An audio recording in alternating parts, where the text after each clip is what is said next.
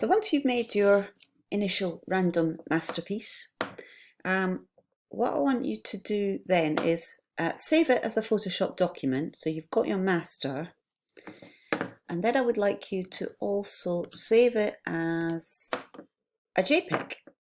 So I'm going to go into the random folder, and I need another folder. Notice you can create a folder along the way. So I'm going to create another folder, and we'll call this random variations.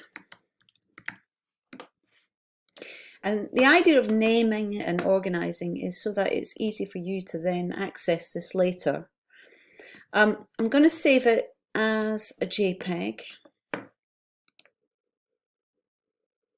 Okay. And I'm going to say OK. Actually, I'm just going to go in there because I wasn't watching what I was actually naming it. So it's still called master. I'm just going to call it random number 1. Now I've still got the Photoshop document open, but because I've saved it as a JPEG, that JPEG will have compressed all of the layers together. Basically, a JPEG cannot have layers, but my Photoshop document still does. So now what I want you to do is I want you to think about the fact that there is no one answer to a design problem. I want you to take the same imagery and create variations. So, for instance, what can I do to change the image?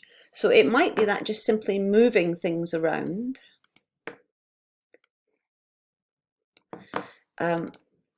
may create another solution for me. So I'm going to put them over there and just move the typography. So it might be something like this. Let's put that there. That could be another version. So I'm now going to save another JPEG. Check it's going into the right folder and save it as a JPEG. Oh, now, done it again. I'm going to just cancel that and do it again. Make sure I'm in control of the naming. Okay, so we don't want it to be called master. We want it to be called number 2, random number 2. Okay. Now, another thing that you could think about doing is to play with scale. So I want you to make sure that you have something that you can work with.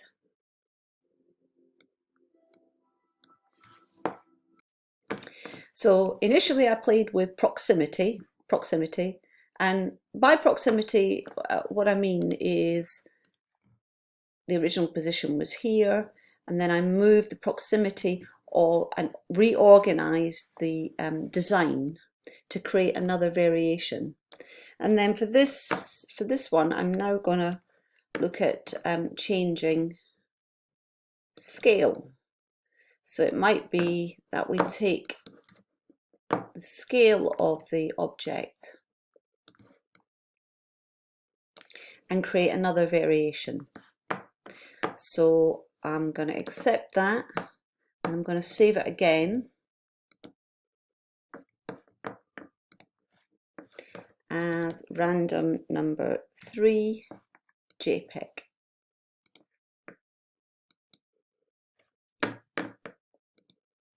So I've now got 3 different versions. You could look at flipping this, turn it upside down if you wanted to. We could have a look at edit, transform, and we could flip it over the vertical.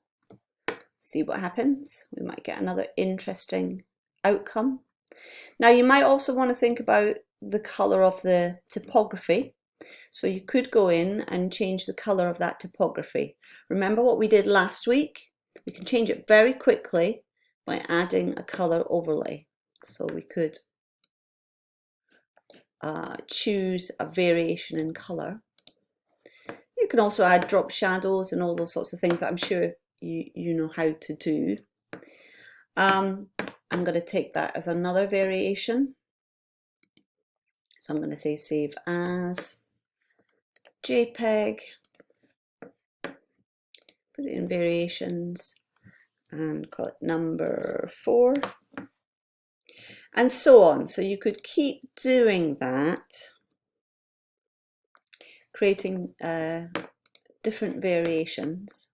I'm going to flip this back to a position where she's in the correct orientation. And actually, just by doing that and repositioning it, I possibly got yet another variation that might work. Again, I think the color overlay might work if we were the same color. So what I can actually do is I can take the effects, and actually you can move effects from one to the other, okay, like that. If I wanted to duplicate it, then what I can do is hold down the Option tab and just pick up the effects, and you'll see I can recreate the effect. And that goes for any of the layer styles. So if it was a drop shadow, for instance, we could do that. Right, let's put a drop shadow onto this. So all I'm doing is simply double clicking again, and then I'm just going to put a drop shadow onto it as well. That's quite nice. Maybe just pull it in a little bit. Just gives it a little bit added bite. Okay, so I'm going to save that. Again, as a JPEG. And I think we're on number 5. So you can keep doing this, just playing the scale, proximity, creating different versions. You could even duplicate layers as well. So I'm just simply holding Option while I drag, and that duplicates a layer. Or you can drop a layer into this. Lots of different ways to duplicate layers. And it may be that we want to work with multiple images. So let's pull another version down here, and so on. So finally, what you could look at doing is working with color. So we can transform the color, and I think you probably already know that you can use a layer adjustment, image adjustment, and in particular hue saturation is going to affect color in quite a dramatic way. Now, there's nothing to stop you playing with some of these other things. So we have black and white, we have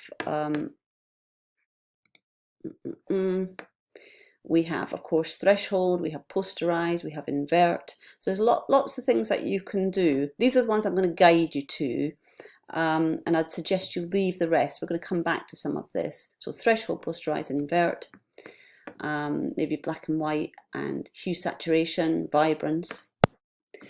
But the image adjustment that I use from this drop down menu is described as a destructive adjustment. So once I've turned something black and white and I've saved it, I'm not going to be able to go back and do anything about it. So instead of that, what I'm going to do is I am going to apply a new adjustment layer. So instead of image adjustment, we go layer, new adjustment layer. And I'm going to look at applying a hue saturation. Now what you'll get is you'll get a little dialog box here. And for the moment, I'm just going to say OK. And what it will do is if I start just playing with that color, it's going to change everything underneath where this layer is. So for instance, if I take it right down, it's affecting everything underneath, which is just simply this background image. As I pull it up through the hierarchy, it affects everything underneath. So you could position this layer where it's going to have the best effect, the most transformative effect for the solution that you're looking at. So actually I quite like that, but what I would like to do to her is also maybe go into her and just create a slightly bolder impression. So again, I'm going to make a layer, new adjustment layer. This time I'm going to look at brightness and contrast. Now brightness and contrast just looks at the dark and the light in the pixels.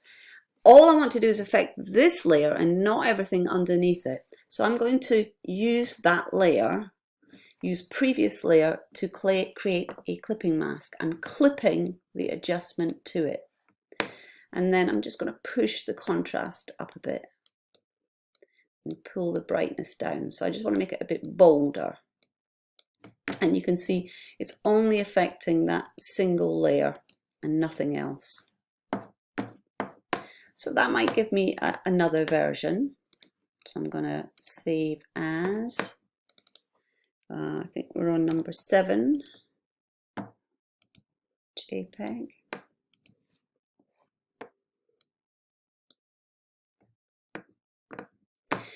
And then the other benefit of having a layer adjustment is I can go back into the adjustment. So I'm going to go into the hue saturation and create another version. So I've got to look at making it a dark, deep and moody version. And again, I'm going to save that. So, you know, I can still be moving things around. I can still be playing with the transform tool, changing the fonts. I can continually be redesigning within quite a small aperture here. So we've got very limited means, but we can do a lot with them. Okay, so again, I can change the imagery, the scale of the imagery, maybe even think about a different font now. So I could look at what happens when I change the font. Okay, I'm not going to, oh, that's quite nice. So slightly cursive. Can't find it now. Anyway, I'll just leave it there. So you can try changing the font and of course changing the font color as well. And that will give you all sorts of variations. So you're going to end up with a whole series of images. So let's pull those random variations and I'm going to put them into Bridge.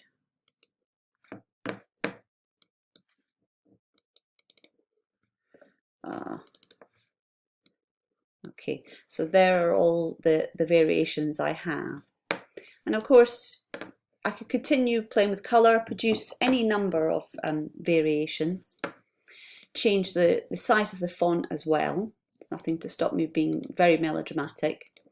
What I would like you to do in the end is to put it together into a contact sheet. So in the next video, I'm going to show you how to work with a contact sheet. It won't be with this set of images, it's with one I've done before, the one I showed you at the beginning. So that's going to show you how to do a slightly more considered contact sheet. And then, you know, make the images big enough to see. Don't make them really, really small. Leave some space around them so that you can then comment on them. When you print it out, you should be talking to me all the time. What are the images that work best for you? Which ones are actually working for the music? In this case, we don't know what the music is. So this time it's the impact of the imagery, the readability of the typography, and the success of the overall. Or tell me why something doesn't work. What is wrong with it? Okay, so you should be considering the technical achievements that you've done and what's actually benefited the imagery.